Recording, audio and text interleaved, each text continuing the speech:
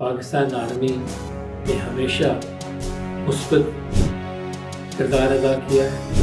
قطعی غلط تاثر دیتے ہیں اینٹی پاکستان کے جو اینکرز ہیں یا پاکستان کے خلاف پروپیگنڈا کرنے کے لیے جو کہ نقصان پہنچانا چاہتے ہیں. پاکستان آرمی نے جو یونٹ جارڈن میں بھیجی وہ بھی اسلام کی یکجہتی کے لیے تھی. اس کا مقصد جو تھا وہ اسرائیل کے خلاف جنگ کرنا تھا.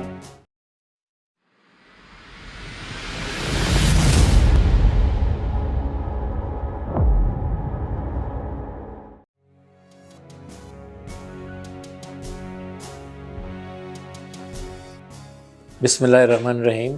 میرا نام اختر نذیر کوکی ہے. میں سابقہ فوجی ہوں. میں نے 1965 میں پاکستان آرمی میں شمولیت حاصل کی اور 1974 میں نے پاکستان آرمی سے استعفیٰ دے دیا. یہ چند سال میری زندگی کے بہترین سال ہیں جن کا میں مقابلہ اپنی باقی زندگی کے سالوں کے ساتھ نہیں کر سکتا.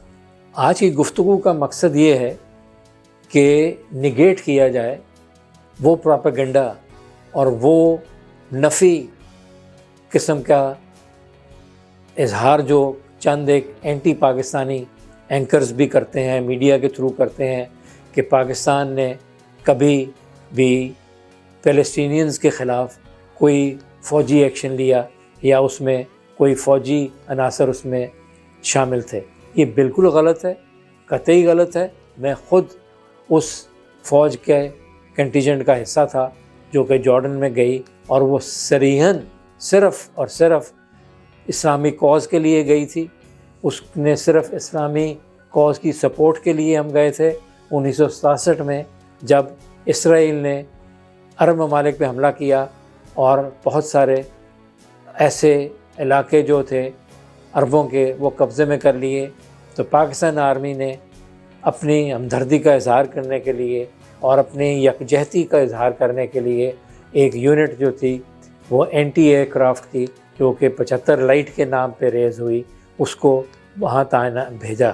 یہ یونٹ جو ہے یہ 31 اکتوبر کو ریز کی گئی اور 16 نومبر کو ایڈوانس پارٹی جو تھی اس کی جارڈن گئی. 75 لائٹ کا جو نام رکھا گیا وہ کتیبہ مجاہد رکھا. کتیبہ کا مطلب ہے یہ ریجمنٹ, اور مجاہد کیونکہ ہم جہاد کے لیے گئے تھے اس لیے ہماری یونٹ کا نام کتیبہ مجاہد رکھا گیا. یہاں میں ذکر کرنا ضرور چاہوں گا کہ صرف ایک فوجی جو ہے وہ جنگ نہیں لڑ رہا ہوتا اپنے ملک کے لیے, بلکہ اس کے بہن بھائی ماں باپ سب ان کی محب الوطنی میں اس جنگ میں شامل ہوتے ہیں. مجھے جب آرڈر ملا کہ میں نے 75 لائٹ کی ایڈوانس پارٹی کے ساتھ جارڈن جانا ہے تو مجھے چند گھنٹوں کی کراچی میں اس وقت مقیم تھا, مجھے چھٹی ملی. میں لاہور آیا اور مجھے جب میری والدہ اور بہن نے مجھے خدا حافظ کہا, ان کو پتہ تھا کہ میں ایک دوسرے ملک میں اسلام کی جنگ کے لیے جا رہا ہوں, ان کا جو جذبہ تھا وہ دیکھنے والا تھا. انہوں نے کوئی غم کا اظہار نہیں کیا, بلکہ جب مجھے خدا حافظ کہہ رہے تھے تو ان کی آنکھوں سے آنسو بہہ رہے تھے. میں اور کیپٹن مجیب 75 لائٹ کی ایڈوانس پارٹی میں جارڈن گئے. ہم C-130 سے پرواز کر کے عمان لینڈ کیے. ہمیں ریسیو کرنے کے لیے اس وقت ان کے ایئر ڈیفنس کے کمانڈر کرنل عیسیٰ آئے جنہوں نے ہمیں ریسیو کیا اور ہمیں میس جو تھی زرکا اس میں مقیم کیا گیا.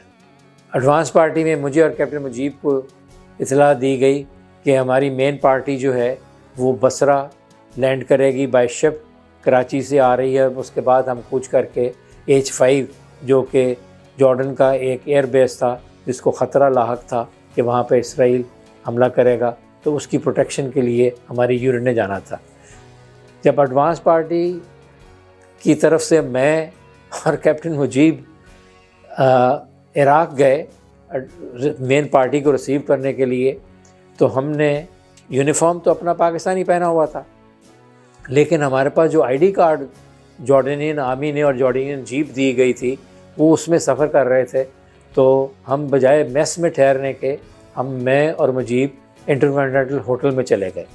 وہاں پہ ہمارے ساتھ عجیب واقعہ ہوا کہ جب ہم نے اپنے چیک ان کرنا تھا تو نیچرلی کارڈ ہم نے دکھایا ان کو، جارڈینین آرمی کا وردی ہم نے پاکستان آرمی کی پہنی ہوئی تھی، بول ہم انگریزی رہے تھے، وہ ہم سے عربی بول رہے تھے۔ ان کو شک گزرا کہ شاید ہم کوئی جاسوس ہیں اور جو اسرائیل کی طرف سے ہم کسی مشن پہ آئے ہیں۔ انہوں نے ہمیں کمرہ دے دیا اور 10-15 منٹ بعد باہر کمرے کے دستک ہوئی، دیکھا تو عراقی آرمی کے 2 آفیسر اور 3-4 اور ان کے سولجرز تھے۔ وہ ہم سے سوال جواب کرنے لگے کہ ہم کون ہیں، کہاں سے آئے ہیں۔ ہم نے ان کو بتایا کہ ہم پاکستانی ہیں اور اس طرح ہم جارڈن میں پوسٹ ہوئے ہیں۔ تو انہیں مکمل یقین نہیں تھا، انہوں نے کہا ہمیں امبیسی سے آپ کنفرمیشن کروائیں۔ اتوار کا روز تھا، اس لیے امبیسی اس وقت رات کو ویسے بھی بند تھی، یہ رات کا واقعہ تھا۔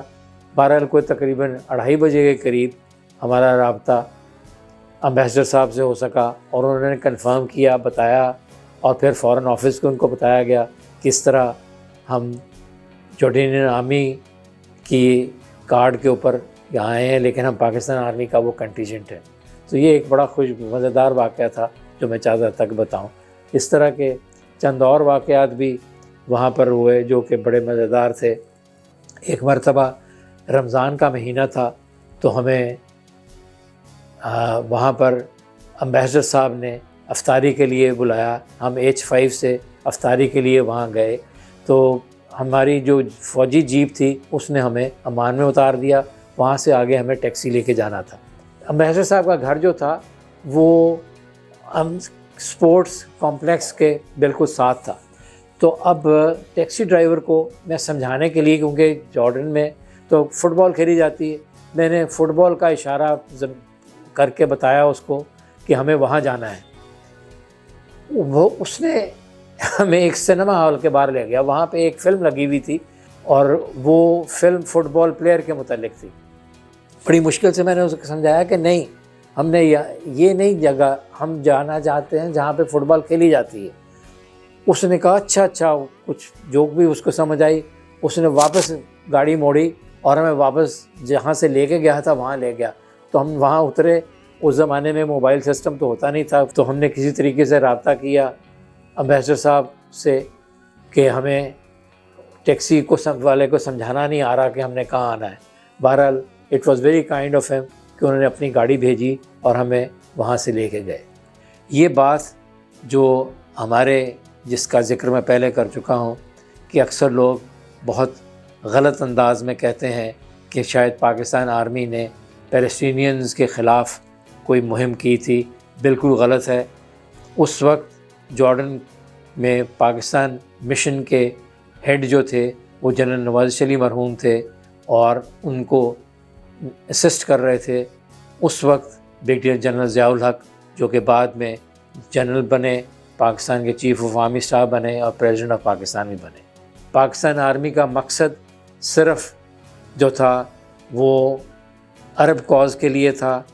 ہم وہاں پہ اس لیے گئے کہ ابھی تک خطرہ تھا کہ اسرائیل جو ہے وہ اسلامی ممالک کے اوپر ہوائی حملہ کرے گا۔ ہمیں ایک ایئر بیس جو تھا جارڈن میں H5 کا، وہ پروٹیکشن کے لیے دیا گیا۔ جب ہم وہاں مقیم تھے تو 2-3 مرتبہ ہمیں الرٹ بھی کیا گیا، لیکن اسرائیل نے ہم پر کوئی حملہ نہیں کیا۔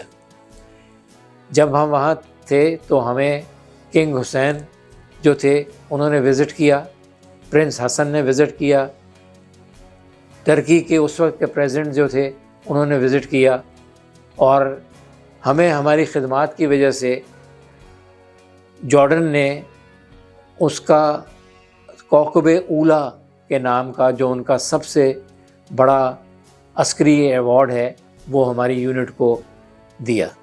یہ ایوارڈ دینے کے لیے کنگ حسین خود ہماری یونٹ میں تشریف لائے۔ اب چند ایک میرے ذاتی خوشگوار واقعات جو ہیں ان کا ذکر کروں۔ میں اکثر ویکینڈ کے اوپر چھٹی لے کے بیروت چلا جاتا تھا۔ ہمیں اس وقت جارڈینین آرمی کی طرف سے ایک کارڈ ایشو ہوا تھا جس کو لے کے ہم ٹریول کرتے تھے. میں اور میرے چند اور دوست بھی فوجی میرے ساتھی جو تھے یونٹ کے, انہوں نے بیروت وزٹ کیا. ہم وہاں پر جاتے تو ظاہری بات ہے کہ خرچہ ہوتا تھا, اور ہمارے سینئر ہونے کی حیثیت سے ہمارے جو قائد تھے جنرل نواز شریف مرحوم اور بریگیڈیئر ضیاء الحق, وہ نہیں چاہتے تھے کہ ہم اپنی تنخواہ جو ہے وہ یوں ضائع کر دیں. تو انہوں نے میرا پاسپورٹ لے کے رکھ لیا اپنے پاس تاکہ میں بار بار چھٹی لے کے بیروت نہ جاؤں. میں نے حرکت کی کہ پاکستان ایمبیسی میں جا کے اپنا نیا پاسپورٹ بنوایا اور پھر میں اس کے ساتھ ٹریول کرنا شروع کر دیا. جارڈن میں پیٹرول تھوڑا مہنگا تھا. میں نے جارڈن میں جاتے ہی گاڑی خرید لی تھی. وہاں پیٹرول تھوڑا مہنگا تھا, اور سیریا کا بارڈر جو تھا وہ ہمارے ساتھ تھا عمان کے, وہاں پہ پیٹرول بہت سستا تھا. تو ویکینڈ کے اوپر پھر میں نے جب عمان جانا تو جا کے سیریا سے ٹینک فل کراتے تھے. ایک مرتبہ میں وہاں گیا تو دیکھا کہ رائٹ سائڈ پہ جنرل ضیاء الحق صاحب کی گاڑی کھڑی ہے. وہ اپنی فیملی کے ساتھ وہاں سیریا وزٹ کے لیے گئے ہوئے تھے. انہوں نے مجھے دیکھا, انہوں نے کچھ نہیں کہا.